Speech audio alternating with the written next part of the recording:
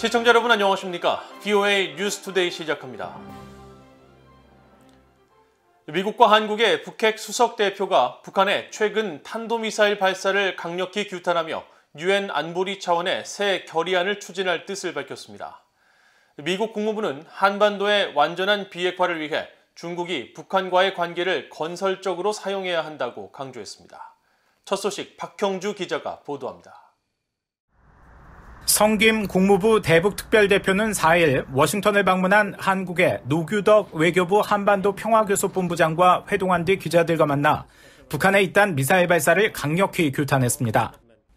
특히 북한의 대륙간 탄도미사일 ICBM 발사가 여러 유엔 안보리 결의에 대한 명백한 위반이라고 지적하며 우리는 북한의 도발 행위에 단호히 대응하기 위해 함께 노력해야 한다고 강조했습니다.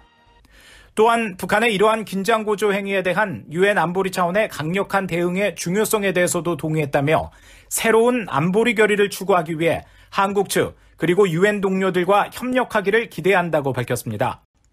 성김 대표는 북한과의 외교에 열려있다는 점도 거듭 확인했습니다.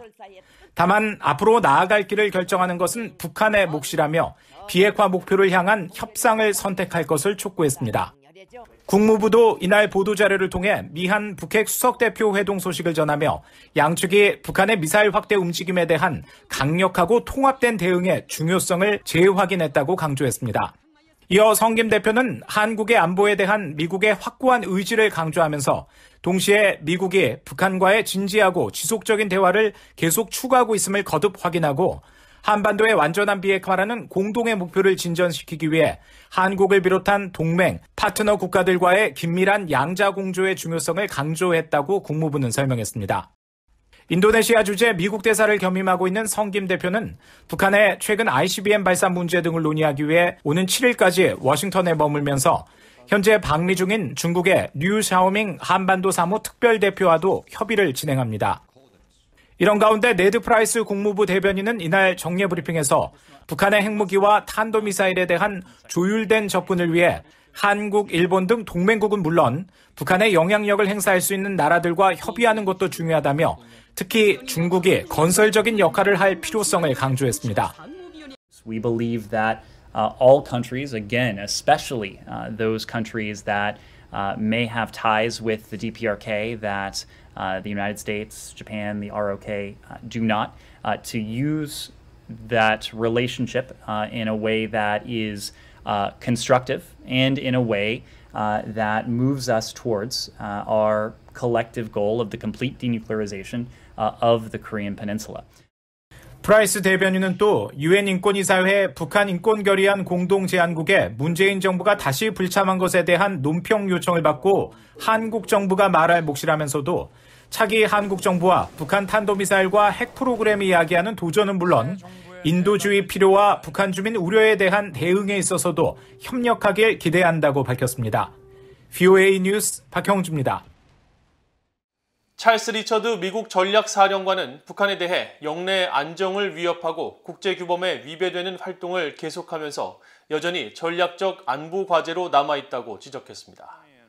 리처드 전략사령관은 5일로 예정된 하원 세출위 국방소위원회 비공개 청문회 출석에 앞서 제출한 서면 보고에서 북한은 미국에 도달하기 위해 설계된 대륙간 탄도미사일 ICBM급 미사일을 이전에 시험 발사했고 대규모 전국급 미사일을 보유하고 있다며 이같이 밝혔습니다. 그러면서 최근 북한의 미사일 발사들은 확실한 미사일 위협을 개발하려는 그들의 계속되는 열망을 보여준다고 말했습니다. 리처드 사령관은 이어 전략사령부는 군사적 긴장을 완화하기 위한 국방부의 노력을 지지하고 북한의 비핵화를 위한 외교적 노력을 독려한다면서 동시에 한국과 일본에 대한 확장 억지 공약에도 지속해서 기여할 것이라고 강조했습니다. 한국의 유조선 2척이 최근 북한 정권의 소유로 넘어간 것으로 확인돼 유엔이 공식 조사에 착수했습니다. 북한이 공해상이 아닌 자국 영해에서 선박 간 환적을 벌이는 신종수법을 동원해 유류를 획득한 정황과 함께 중국 근해에서 석탄을 실은 북한 선박들의 수상한 움직임도 포착됐습니다. 유엔 전문가 패널이 공개한 보고서에 담긴 관련 내용들을 함지하 기자가 전해드립니다. 유엔 안보리 대북제재위원회 전문가 패널이 최근 공개한 연례 보고서에 한국 회사가 매각한 북한 소유의 유조선 오션 스카이호의 사례가 담겼습니다. 당초 한국 깃발의 대호 선라이즈호였던 이 선박은 지난해 중국과 홍콩 소재 회사에 매각돼 같은 해 5월 11일 홍콩 소재 기업인 아시아 오션 쉬핑에 의해 견인돼 한국 부산항을 떠났지만 얼마 지나지 않아 북한의 룡성 무역회사로 운송된 것으로 나타났다는 내용입니다. 유엔 안보리는 지난 2016년 채택한 대북결의 2321호를 통해 유엔 회원국들이 북한에 선박을 판매하거나 북한 선박을 구매하지 못하도록 했습니다. 이 선박을 매각한 한국의 대호 쉬핑은 전문가 패널에 보낸 서한에서 지난해 3월 중국과 홍콩에서 활동하는 브로커와 한국의 장시성을 가진 브로커에 의해 매매 계약이 체결됐다며 북한과의 거래가 아니었다고 해명했습니다. 전문가 패널은 또 불과 2년 전까지 한국 선적이었던 유조선 우정호가 북한 선박을 단 신평 5호가 돼 있는 사실을 확인하고 현재 조사를 진행 중이라고 밝혔습니다. 신평 5호는 지난해 8월 총 3차례에 걸쳐 불법 선박간 환적에도 동원된 것으로 나타났습니다. 선박 전문가인 한국 우창해운의 이동근 대표는 북한이 노후화된 선박을 한국 선박으로 대체하려는 움직임으로 해석했습니다. 사용 기한이 짧아 중고 거래가가 높은 일본 선박 대신 다소 연식은 높지만 상대적으로 가격이 저렴한 한국 선박이 북한 당국의 대안으로 떠오른 상황일 수 있다는 겁니다.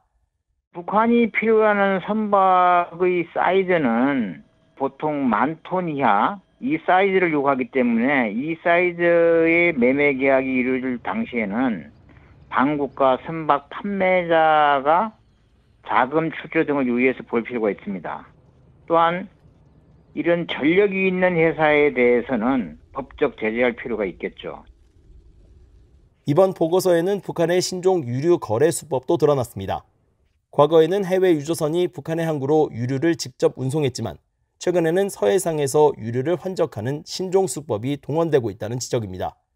또 북한의 불법 석탄 수출도 끊이지 않고 있다며 2020년 9월부터 2021년 8월 사이 북한은 55만 2,400톤에 달하는 석탄을 최소 64차례에 걸쳐 중국 근해와 중국 항구에 운송한 내용도 보고서에 담았습니다. 이 밖에 북한의 아프리카 배냉의 동상 건립 문제와 베트남 하노이 식당에서 포착된 만수대창 작사 그림 판매 등 BOA가 보도한 내용을 보고서에 실으면서 현재 관련 내용에 대한 조사가 진행 중이라고 밝혔습니다. BOA 뉴스 함자입니다. 유엔 안보리가 북한의 계속된 핵과 탄도미사일 기술 개발과 제재 회피 정황을 담은 보고서를 공개하자 캐나다가 동맹국과의 협력을 거듭 약속했습니다.